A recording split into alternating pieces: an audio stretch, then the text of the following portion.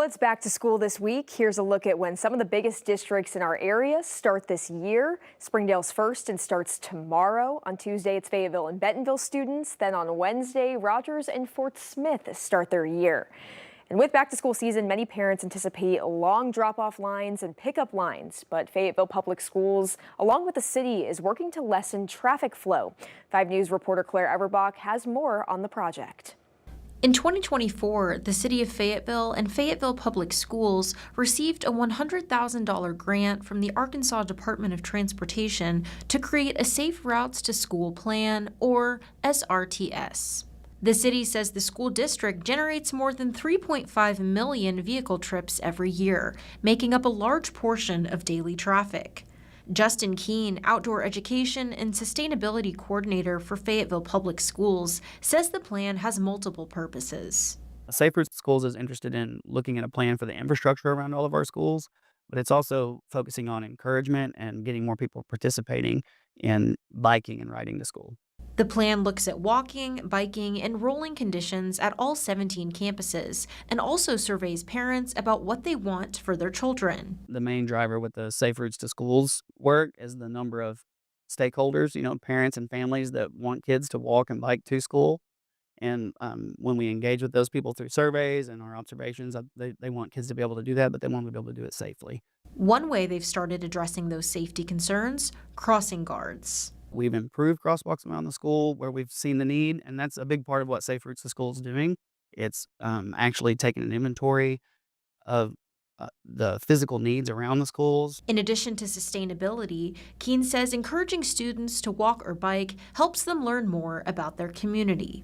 In groups, that's a great way for them to increase their independence and to learn their neighborhood. And this encouragement is already working. Some families tell me they're already embracing the idea of walking and biking to school whenever they can. We mostly never drive because there's always a ginormous toll line that is going to make us late. Students and parents say biking has become their main way of getting to school, especially with the long lines. Most days we're riding our bike, and we really think it's a great way to get around and avoid traffic and not wait in the dreaded car line. And they say Fayetteville's layout makes that choice easy.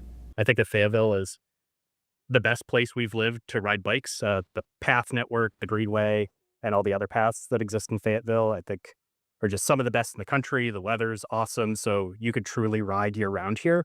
Keene says this is exactly what SRTS aims to achieve. Getting kids to school in an active way where they're benefiting, the community's benefiting with less traffic and congestion, and they're taking advantage of the resources that we've all supported.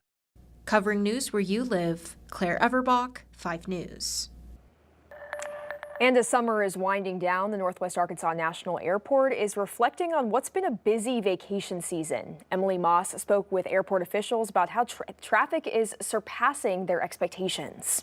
We're very confident that we're going to be breaking records. It seems like it happens every day. At XNA, hundreds of thousands of travelers boarded flights this summer season with several top destinations. Our flights to Denver, obviously our Destin flights.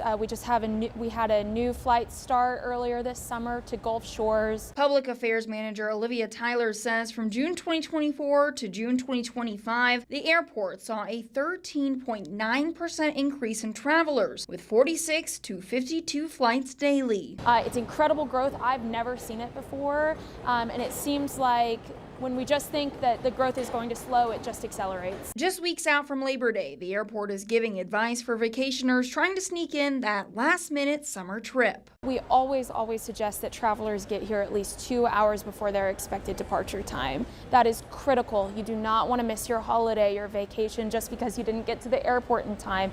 Finding a place to park, getting into our newly constructed area, going through ticketing, security. And once summer is over, XNA is confident their growth will continue. We have 36 people moving here a day. That's 36 people who want to be on new flights, who want to go on vacation, who have to take a business trip. So with the growth of Northwest Arkansas, the airport is always going to be in lockstep with that. At XNA, covering news where you live, Emily Moss, 5 News. The man charged in the deaths of a couple who was hiking with their daughters at Devil's Den State Park is back in court this week. Andrew McGann's arraignment on 2 charges of capital murder is set for this Thursday. Prosecutor Brandon Carter has already said he plans to seek the death penalty in this case. McGann is accused of murdering Clinton and Kristen Brink on July 26th. They were hiking with their daughters when prosecutors say McGann attacked them. Both girls escaped without injury and are safe with family members. You can follow any developments that come out of McGann's arraignment this week on 5newsonline.com. A longtime advocate for local children has died. The Hamilton Center in Fort Smith announced its founder, Jackie Stewart Hamilton, passed away today.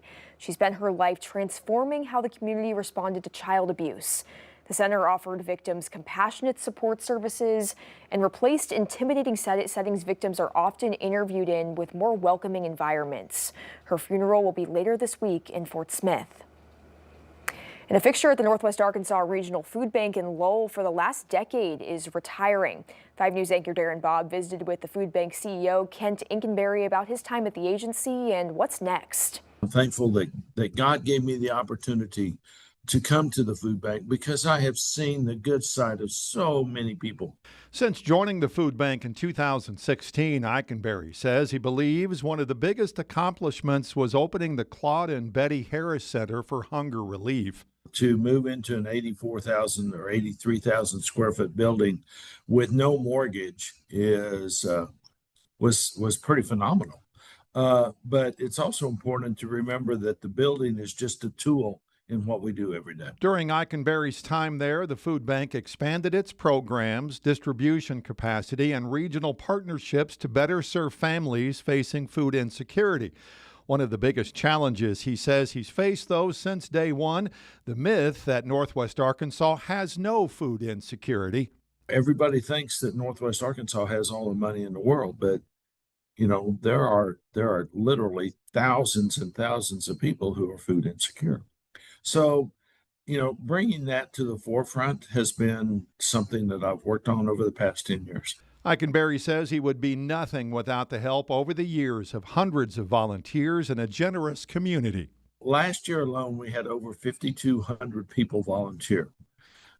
Those 5,200 people equated to almost 20,000 hours of volunteer time. If we'd had to pay for those people, that would have been over $500,000 in labor.